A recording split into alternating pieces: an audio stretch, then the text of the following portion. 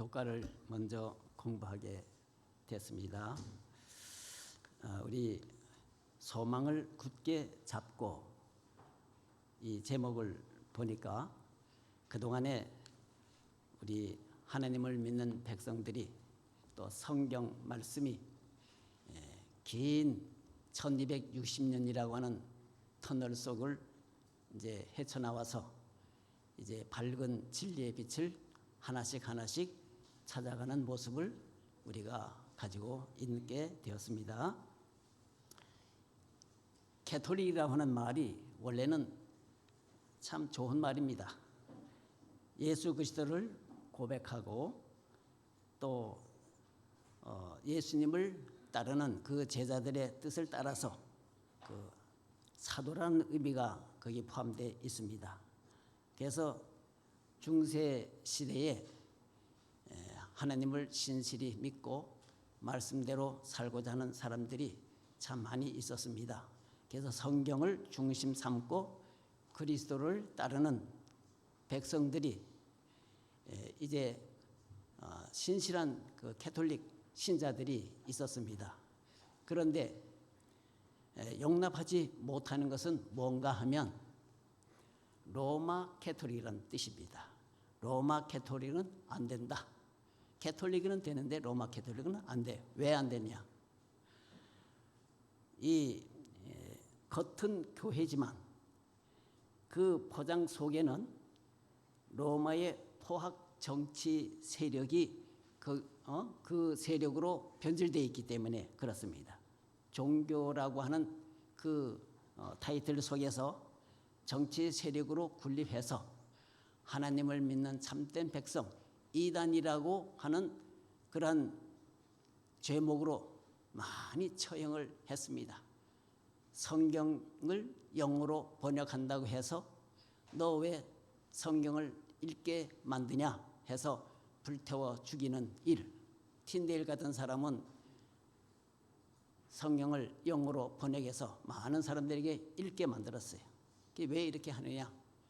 하든 성경을 없애고 또 볼테르 같은 사람은 100년 이내는 성경이 완전히 없어질 거라고 예언까지 했지만 그러나 이 하나님의 영원한 말씀은 없어지지 아니하고 오히려 온 세계에 지금 이 성경이 널리 퍼져서 읽게 됐고 연구하게 되었습니다. 그래서 성경을 그렇게 막았지만 없애려고 노력했지만 그러나 이 말씀은 더 깊이 연구하게 됐고 그 로마 캐톨릭에서 주장했던 천당, 지옥, 천당 보내기에는 너무 죄가 조금 있고 지옥 보내기에는 너무 아깝고 그러니 연옥이라는 이상한 것을 만들어서 웬만하면 다 어디로 들어가는가 하면 연옥으로 들어갑니다. 죽으면 연옥으로 가요. 신부들도 다 죽으면 웬만하면 연옥으로 가도록 가르침을 받았습니다. 그런데 성경을 연구해 보니 구원의 문제가 지옥, 연옥 이것이 아니라는 사실을 발견하게 되었어요. 그래서 성경 연구가 유명한 신실한 그 루터라는 사람은 어떻게 이런 식으로 구원을 받느냐? 반기를 들고 일어났던 것입니다. 예수 그리스도를 믿음으로 구원을 받는 것이지 어떻게 이렇게 고행을 하면서 또 면죄부를 만들어서 연옥에 있는 사람을 천당으로 가기 위해서는 많은 헌금을 낼 때 빨리 천당으로 갈 수 있다는 이런 가르침을 가르쳐 왔던 것입니다. 그래서 여기에 하나씩 캄캄한 그 어둠 속에서 하나님의 진리의 빛이 하나씩 찾게 되는 것을 보게 됩니다. 그래서 성경을 연구하다 보니 그러니까 1798년 프랑스 혁명으로 인해서 이제 로마의 그 강력한 긴 기간 동안에 그 세력이 다 무너졌죠. 무너진 이유는 뭡니까? 왕과 귀족과 성직자들이 온 땅을 절반 이상 차지하고 말이죠. 모든 것들은 면세를 받으면서 그 노동자 농민들은 허리가 부러져서 거의 다 아주 몰살 상태에 빠졌어요. 여기에서 반기를 들고 일어난 그 무리들이 나폴레옹이 어떻게 했어요? 혁명을 일으켰습니다. 주적의 대상의 목표가 왕이었어요. 루이 16세 프랑스 콩코르드 광장에서 그 가족들을 목잘라 거기서 처형을 하고, 제2탄은 로마 교황 그레고리 7세 마지막 황제 레오 6세 어떻게 버티어 장군을 통해서 감옥에 가둠으로 인해서 이제 로마 캐톨릭은 거의 이제 약해지고 없어지는 듯 했습니다. 그래서 이제는 아무도 국교로 종교로 삼는 나라라는 그 다른 종교를 믿을 때는 언제나 이단이라고 처단했던 그런 식은 없어졌어요. 미국이라는 나라가 종교 자유, 이 자유스럽게 누구든지 성경 말씀을 열심히 연구하고 보고 깨달아 알 수 있도록 자유의 나라에서 하나님의 말씀이 퍼지기 시작했습니다. 그래서 성경을 보니까 몰랐던 안식일을 발견하게 됐어요. 해중교회에서 침례교회 그 교인들이 이 침례가 성경에 맞구나. 세례가 뭐냐. 또 침례교회에서 보니까 안식일이 맞거든요. 이 안식일, 예수님이 규례를 따라 안식일을 지키지 않느냐. 안식일을 또 찾았어요. 그 다음에 또 보니까 예수님의 재림이라는 그 역사적인 큰 사건을 연구한 사람이 침례교회의 아주 신실한 신자 윌리엄 밀러가 일어난 것입니다. 그래서 오늘 이 교과 공부는 이 윌리엄 밀러의 성서 문제 연구입니다.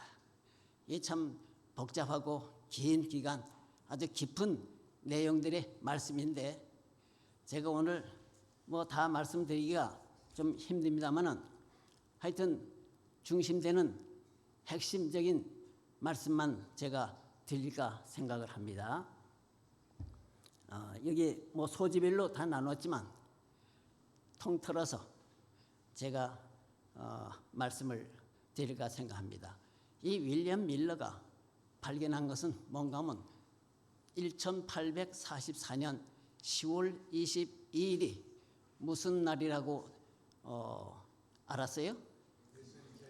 예수님이 재림한다. 성소 전결이 무슨 날로 오해를 한 겁니까? 예수님이 재림한다는 것으로 오해를 했었어요. 그 날이 틀렸습니까? 맞습니까? 예, 맞아요. 예. 역사상으로 정확하게 우리 하나님은 알도록 만들어 주셨습니다. 근데 먹으면 내가 이 책을 갖다 먹으라는 말은 하나님의 말씀을 연구하라. 작은 책, 다니엘서를 말합니다. 다니엘 8장, 9장, 2300주야 얘기 나오죠. 다니엘이 혼수 상태에 빠졌어요. 근데 이걸 갖다 먹어라. 입에서 타나 먹은 후에는 어떻게 했어요? 쓰다. 무슨 말입니까? 예수님의 영광스러운 재림의 날인 줄 알고 기다렸던 성도들의 5만이나 되는 성도들이 그날 예수님의 재림으로 고대했던 것입니다. 이 사건으로 인해서 하나님께서는 뭘 나타내셨는가 하면 예수님이 재림한다는 재림운동이 힘있게 전파된 것입니다. 그래서 이 안식일 문제는 재림교회가 침례교회에서부터 안식일이 맞다는 걸 받아들이고요. 그래서 안식일 문제, 예수님의 재림 문제 이것을 깨닫게 되었던 것입니다. 그런데 한 가지 문제가 이 성서 문제 1844년 10월 22일이 바로 대속죄일, 우리 구약의 말 같으면 모형 성소에서 보면은 두 가지 봉사가 있다는 걸 우리 아셔야 돼요. 아직까지 찾지 못한 빛이 있습니다. 다른 교파들이 이 문제에 대해서 상당히 예민하게 생각하고 있는 문제입니다. 그런데 우리는 이미 선지자를 통해서 이 빛을 자세하게 설명해 주고 있습니다. 우리는 안정된 확실한 증거 안에서 빛 가운데서 우리가 예수님의 재림을 바라보고 있지 않습니까? 자, 성소에 두 가지 봉사가 있어요. 매일 봉사가 있고요. 또 무슨 봉사가 있습니까? 7월 10일 날 무슨 날이에요? 대속죄일이에요. 예, 대속죄일. 매일 봉사는 제사장이 매일 상번제 아침 10시, 저녁 3시 두 번씩 정규적으로 양을 잡아 번제를 드려요. 양을 잡아 번제 드리면 제사장은 회개하고 자복한 그 죄 값으로 죽은 양의 피를 가지고 제사장은 어디로 들어가야 됩니까? 성소로 들어갑니다. 성소에 들어가서 향단불에 피를 뿌리고 휘장에 피를 뿌리고, 휘장은 누구를 상징했습니까? 예수님의 몸을 상징했어요. 그 피가 어디로 간다는 얘기입니까? 휘장으로. 누구에게로 다 옮겨지는 거예요? 예수님에게 옮겨지는 겁니다. 그래서 그러면 1년 내내 그 피를 뿌렸던 그것이 어떻게 됐겠습니까? 더러워졌겠죠? 더러워질 대로 다 더러워졌어요. 그럼 이 더러워진 이 죄의 값 피를 정결케 해야 되잖아요. 그게 언제라고요? 대속죄일. 7월 10일이 대속죄일입니다. 이 대속죄일에 죄를 도말하는 일을 시작한다는 얘기입니다. 그 7월 10일이 해당되는 그 시점이 윌리엄 밀러가 발견한 1844년 10월 22일, 그게 대속죄일 주간이라고 말입니다. 예수님이 재림하신 날이 아니라 이미 예수님은 어느 봉사로 들어가셨던 얘기입니까? 지성소 봉사로 지금 들어가셨다 그 얘기입니다. 마지막 봉사예요. 예수님은 두 가지 봉사가 있어요. 그럼 여기에서 우리가 깨달아야 할 문제는 바로 뭔가 하면 두 가지 봉사. 이미 예수님은 십자가상에서 우리의 죄를 위하여 속해 돌아가셨죠. 그렇죠? 그럼 자기의 피를 가지고 예수님은 지금 어느 면에 들어가신 겁니까? 두 번째 방, 지성소로 예수님이 들어가신 해가 1844년 10월 22일 그 대속죄 사업이랍니다. 화이프는 이 문제에 대해서 자세하게 설명해 주셨어요. 조사 심판이라는 것으로 설명하고 있습니다. 이 조사 심판, 알겠어요? 다른 교회에서 이 조사 심판하면 상당히 거부감 느끼죠. 또 화이픈이 쓴 글에 대해서 어떻게 했어요? 반박하고 거짓 선지자라고 얘기하죠. 이 문제에 있는 것입니다. 우리 전에 있던 우리 강 목사님, 강중선 목사님 말고 전에 있던 강경훈 목사님 이 문제와 많이 부딪혔습니다. 여러분, 그 목사님은 칼빈주의, 칼빈은 예정론을 주장합니다. 장로교에서는 그 예정론서를 받아들였어요. 십자가만 강조하는 겁니다. 십자가에서 모든 게 죄가 끝났는데 무슨 죄가 또 있냐 이거예요. 무슨 죄 회개할 죄가 있느냐. 이게 문제가 돼요. 그러니까 하나님께서 주신 빛을 더 몰라서 그런 겁니다. 십자가에서 다 해결해요. 그러니까 이미 십자가로 구원받기로 결정된 이상 이 사람은 어떤 죄를 지어도 뭐가 있다는 얘기입니까? 구원이 있다는 얘기예요. 이 예정론이, 이게 칼빈이 주장하는 겁니다. 이 사상이 가지고 있어요. 그래서 우리가 왜 하나님께서 이 조사 심판령을 하셨는가? 왜 이것이 필요한가? 좀 시간이 어떻게 될지 모르겠지만은 왜 필요한가? 하나님은 뭐냐면 공정의 하나님이기 때문에 공의를 나타내기 위해서 심판이 필요한 겁니다. 뭘 위해서 심판이 필요해요? 예, 심판을 통해서 공정하다. 하나님이 공정하고 공의롭다는 것을 나타내기 위해서는 뭐가 필요한 겁니까? 심판이 필요한 거예요. 자, 그런데 여기서 문제가 하나님은 공의로워요. 의로워요. 정당한 분이십니다. 그러면 혼자 정당하면 되는 겁니까? 어떻게 되죠? 여러분, 스스로 정당하다, 공정하다 하는 건 안 되는 거예요. 왜냐하면 공정하다 하는 것은 절대적이가 아니고 상대적입니다. 상대적. 상대가 있기 때문에 내가 아무리 공의롭게 하고 정의롭게 해도 상대가 불공정하다 하면 그건 불공정한 겁니다. 그래서 내가 아무리 하나님이 공정하게 하고 바르게 하고 한다 하더라도 상대가 있기 때문에, 여러분 그 상대가 누군지 아십니까? 누군지 아세요? 우리의 성경에 보면 그 상대가 나와요. 여러분, 모세가 죽어서 안 죽었어요? 죽었습니다. 근데 부활시켜서 안 시켰어요? 부활시켜서 안 시켰어요? 부활시켜서 누가 나타났습니까? 누가 나타났어요? 사단이 나타났어요. 사단이 뭐라 그랬어요? 모세가 죄 범했어 안 범했어요? 이 죄인을 어떻게 한다는 거예요? 왜 구원시키냐? 아주 사단이 극력 반대하고 나선 겁니다. 근데 그 유다서 몇 장 1장 9절에 나오죠. 예, 거기 미가엘이 모세 시체에 대하여 마귀와 다투어 변론할 때 나옵니다. 여러분 그 성경 감히 회방한 판결을 쓰지 못하고 하나님이 너를 책망하시노라. 사단이 나타난 거예요. 이 모세를 구원하려고 하나님은 백성들을 어떻게 하기를 원하십니까? 구원하기를 원하는데 누가 반기를 드는 거예요? 사단이 반기를 드는 거예요. 또 누가 있어요? 타락하지 않은 우주 거민들이 있다는 걸 기억해야 돼요. 하나님은 공의롭고 정의롭다는 것을 나타내기 위해서는 반드시 뭐가 필요한 거예요? 재판이, 심판이 있어야 된다는 거예요. 그 공의를 나타내기 위해서 심판이 나타나요. 또 스가랴서 봐도 그래. 쭉 보면은 대제사장 여호수아는 여호와의 사자 앞에 섰고 사단은 그의 우편에 서서 그를 대적하는 것을 여호와께 내게 보이신지라. 영적 세계에서 사단이 어떤 역할을 하는지 하나님은 어떻게 조롱하고 비난하고 참소하는지를 보여주신 겁니다. 하나님이 선한 일을 하는 일에 대해서 구원의 길을 인도하는 데 있어서 꼭 누가 나타나요? 사단이 나타나는 거예요. 그때 뭐라고 말씀했어요? 예루살렘을 택한 이 백성들은 어떻게 했어요?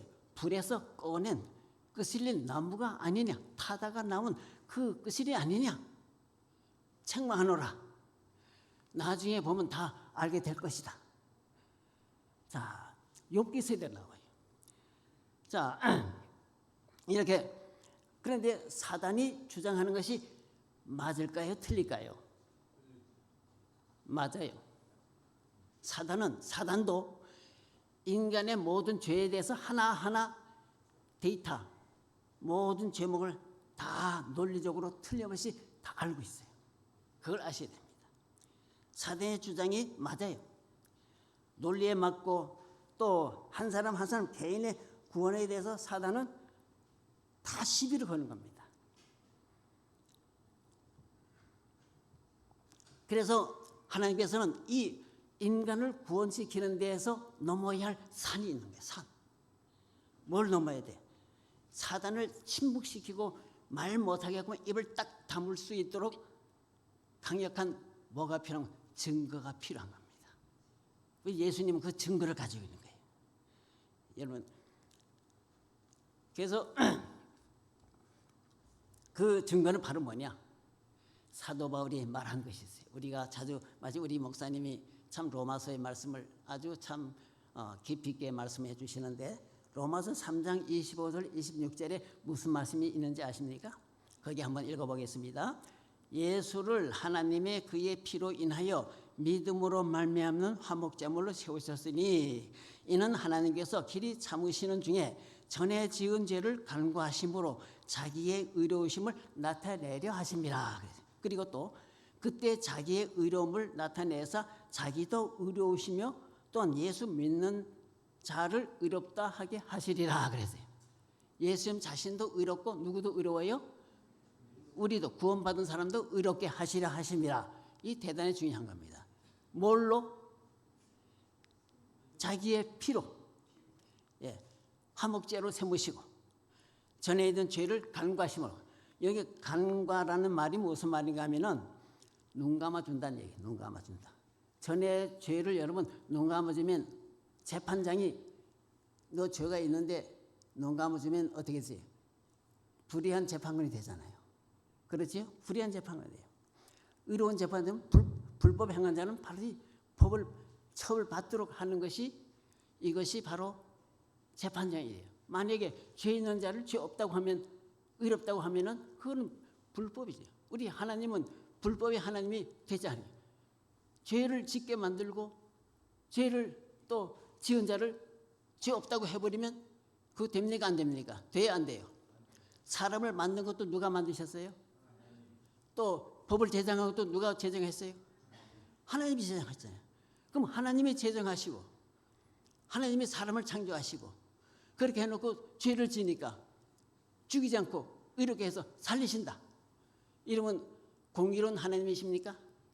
여기에 반기를 들고 나온 사람이 누구예요? 사단이 나오는 거예요. 그래서 사단이 나오는 겁니다. 자, 그래서 우리 예수님께서는 어떻게 하셨어요? 거기서 이제 사단의 그 입을 다물도록 아주 강력한 증거를 세운 것이 바로 뭔가 하면 이것입니다. 로마서 8장 1절에 보면 그러므로 이제 그리스도 예수 안에 있는 자에게는 결코 뭐함이 없다고요? 정죄함이 없나니. 왜요? 자, 예수님이 이 땅에 오신 목적이 뭡니까? 사단도 논리가 대단합니다. 여러분, 아담과 해와를 범죄하게 만든 것이 자기 합리화합니다. 적반하장이죠. 적반하장. 뒤집어서 하나님이 잘못이라는 게. 왜 사람을 창조해가지고 죄를 범하게 해서 그렇게 했나? 선악과를 먹은 것이 누구의 책임이면 하나님의 책임으로 돌리는 겁니다. 하나님의 책임입니다. 여러분, 사단의 주장한 것이 맞습니까? 틀립니까? 맞아요. 하나님이 사람을 창조하시고 법을 하나님이 창조하시고 근데 사람이 그 법을 어기고 그럼 누가 책임이에요? 아담과 해와가 선악과를 따먹은 거는 누가 책임입니까? 우리가 일반을 생각할 때는 사단의 입장에서는 하나님이 아담 해와를 만드시고 만들어가지고 먹게 만들었으니까 하나님이 사람이 아담이 정말 그 지키지 못할 법을 왜 만들어가지고 지키도록 만들었냐 그겁니다. 한마디로 얘기해서. 그러니까 모든 책임은 누구에게 전가시키는 거예요? 하나님에게 전가를 시키는 겁니다. 그래서 사람을 범죄하게 안 하려면 하나님께서는 아담과 해와를 완전하게 만드셔야지 그렇게 불완전하게 만드니까 죄를 범할 수밖에 없게 되지 않았는가 반박을 하는 겁니다. 그럼 여기서 우리가 예수님께서는 이제 사단의 입을 막는 것입니다. 예수님이 이 땅에 오신 이유가 바로 뭐였는가 하면은 제2의 아담이라고 되죠. 제1의 아담은 실패했지만 인간으로 오신 예수님께서는 인간으로서 아담이 지키지 못했던 율법을 우리 예수님은 인간으로 오셔가지고 율법을 어떻게 했어요? 다 지키셨어요. 알겠어요? 그래서 이 계명을 순종하시고 하나님과 동행하시면서 그래서 인간으로서 율법을 다 지킬 수 있다는 것을 보여주시고 증명하신 겁니다. 그래서 아담과 해와를 하나님께서는 어떻게 만드셨어요?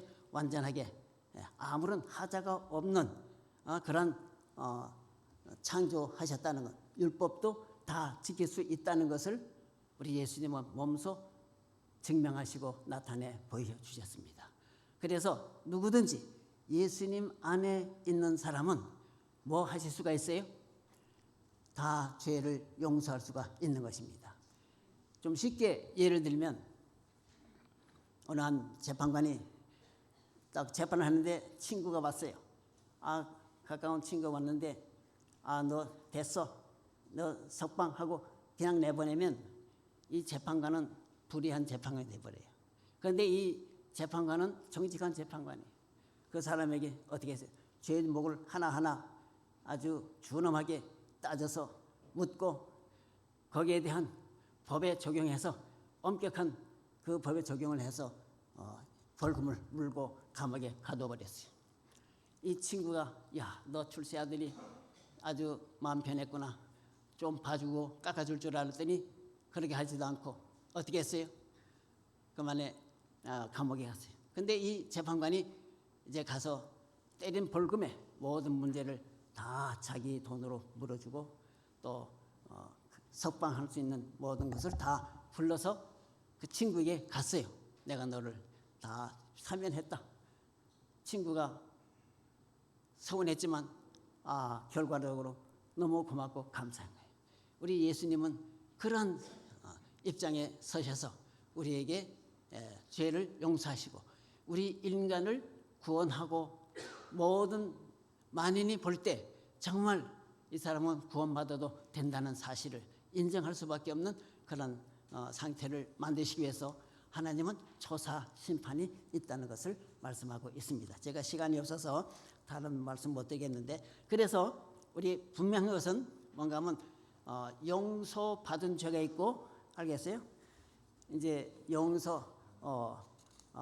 남아있는 죄가 있습니다. 용서받은 죄가 있고 남아있는 죄가 있다는 얘기입니다. 화이프는 거의 분명히 말씀하셨어요. 그래서 이제 우리가 예수 그리스도의 공로로 용서함을 받고 모든 죄는 예수님이 다 지금 담보로 하고 계십니다. 그러면 언제 이것을 깨끗하게 하느냐? 대속죄일 끝난 날, 의로운 자는 그대로 의롭고 불의한 자는 그대로 불의하리라. 속죄일이 대속죄일이 끝나는 날 선언하십니다. 그러면 예수 그리스도 안에 있는 사람들은 다 예수님은 변론하십니다. 이 사람은 나의 은혜로 인해서 다 깨끗함을 입은 자로 구원의 길로 들어가는 것이고요. 그 다음에 예수 그리스도 의지하지 않고 나간 사람들은 어떻게 됐어요? 다 멸망의 길에 설 수밖에 없게 되는 것입니다. 그래서 우리가 사도 바울이 말한 것처럼 내가 항상 그리스도 안에서 있으면 새로운 피조물이 되는 것이고 나는 죽고 내 속에 항상 그리스도가 살게 하는 그런 생애를 산다는 것이 어느 때보다도 우리가 매일 생활 속에서 필요한 우리 귀한 우리 믿음의 생활이라는 것을 우리 기억하시고 우리 예수님 안에 늘 거하고 살면서 우리가 생애하기를 바랍니다. 우리 다 같이 기도하고 마치겠습니다.